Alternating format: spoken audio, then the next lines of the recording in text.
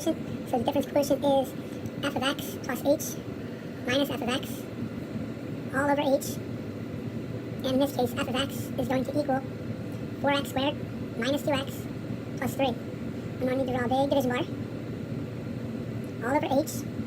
Now I'm going to set up a template for wherever the x's are. So that's going to give me a 4 times something squared minus the 2 times something plus the 3 minus, I get the minus from this minus, whatever f of x equals. And what f of x equals is 4x squared minus 2x plus 3. I'm going to take this x plus h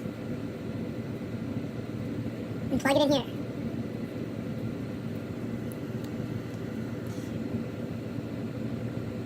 All over h, that's going to give me 4 times the quantity x squared plus 2hx plus h squared minus 2x minus 2h plus 3 minus 4x squared plus 2x minus 3. I'm going to see if I can simplify anything before I continue my work. I noticed the negative 3 simplifies with the positive 3.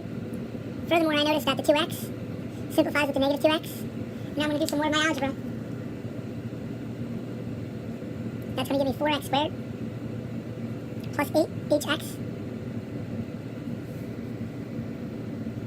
plus 4h squared minus 2h minus 4x squared if I have room, and I just barely have enough room, all over h. More stuff is going to simplify. This time, it's the 4x squared and the 4x squared are going to simplify. And that's going to give me 8hx plus 4h squared minus 2h all over hot J. If I factor an h out of minus 2h, that is, not 2x. That's a 2h there. I can factor an h out of each of these items. That's going to give me h times 8x plus 4h minus 2 all over h. H is simplifying. My final answer is going to be 8x plus 4h minus 2. Normal derivatives using the power rule. 3 times 4 is 12x to the second. Power rule minus 14x to the first plus 8. So my f prime is going to be 12x squared minus 14x plus 8. For number 3, that's going to be 10x plus the derivative of sine x is cosine x. That's going to give me 10x plus cosine x. The derivative, and this is a typo, the derivative of 8x to the fifth will be 40x to the fourth. The derivative of 7 is 0, so my answer is just going to be 40x to the fourth. A little help for this, the derivative of sine is cosine.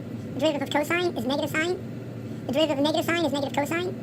And back to square one, the derivative of negative cosine is positive sine x. So the derivative of sine x is cosine x. And the derivative of negative cosine x is sine x. Going to graph y equals 4. We call this a HOI. That's a horizontal line. Going through y equals 1, 2, 3, 4. It also has a slope of 0, but they don't ask me that.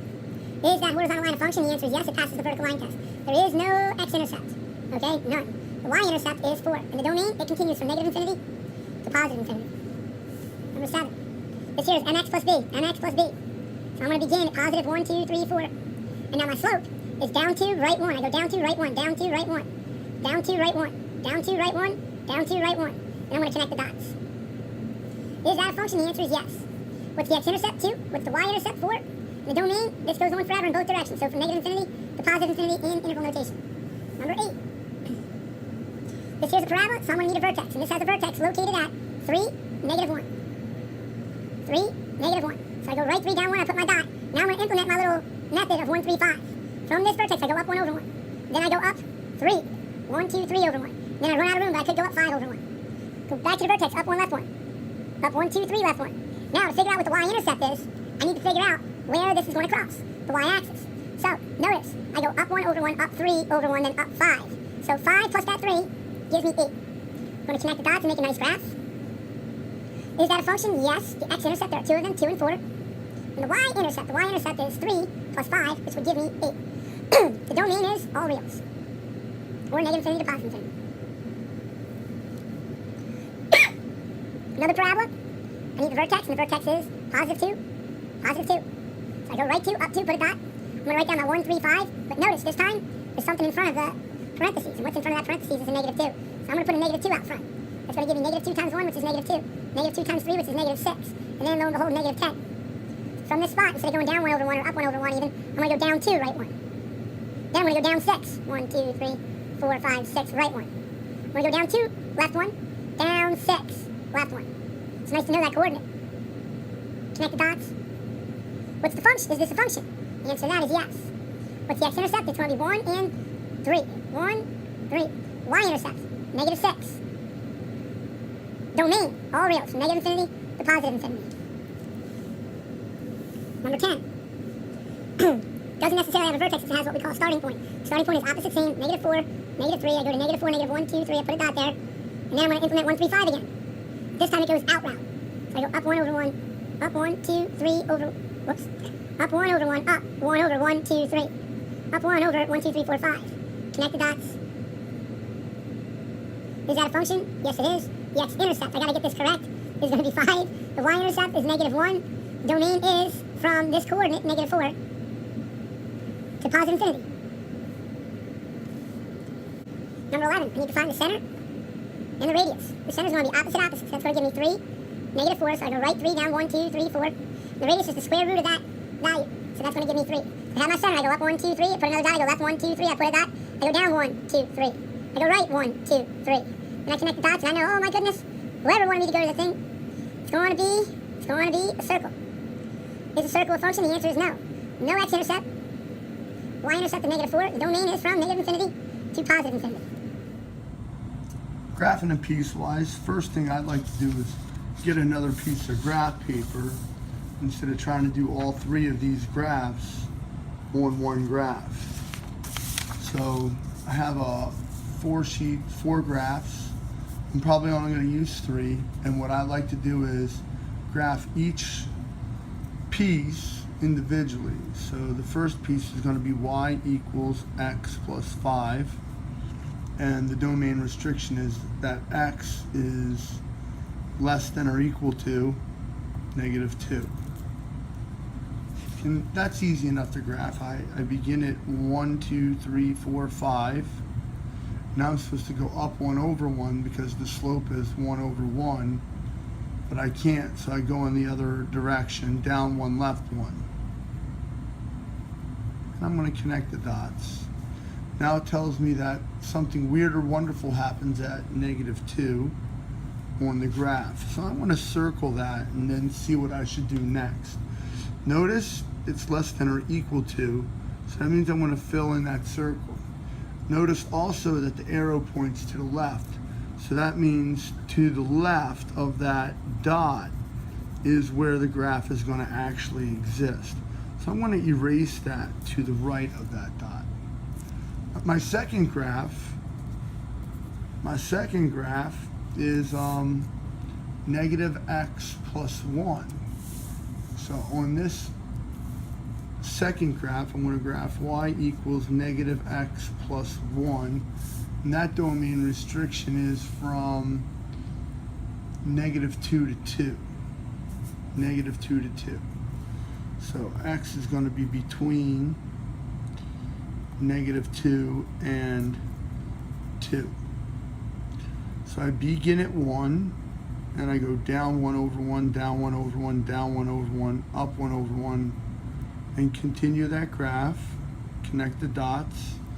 Now at negative 1, 2, something weird or wonderful happens, so I'm going to put a circle, and notice there's no line, so that's an open circle.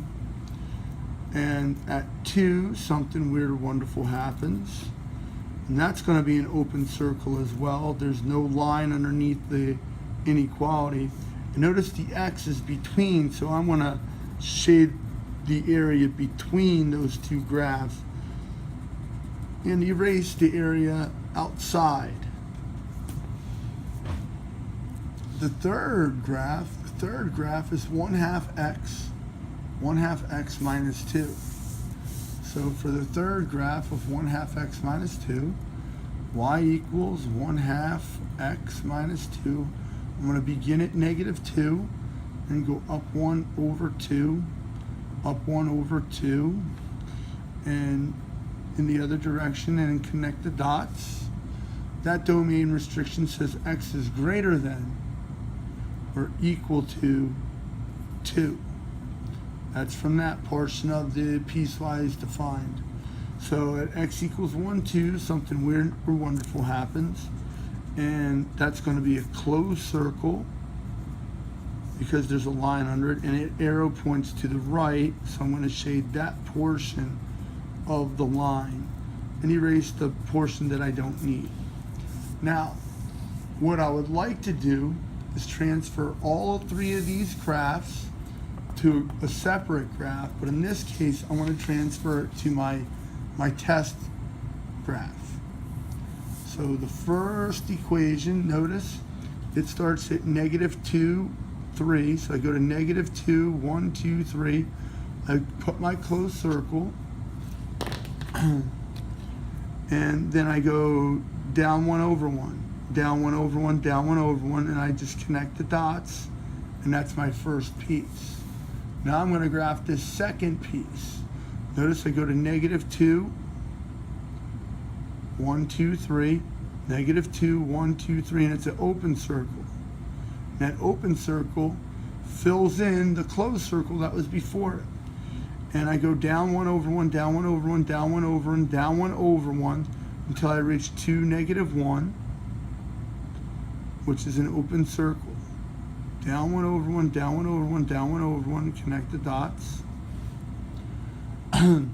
My third graph is going to be starting at 2, -1, and that one is a closed circle, if we would call it. There's a line underneath of it. So I start there, and then I go up 1 over 2, up 1 over 2, and I connect the dots. Now I want to describe this professionally. Well, f of x, since it has no holes or jumps, f of x is going to be considered is continuous.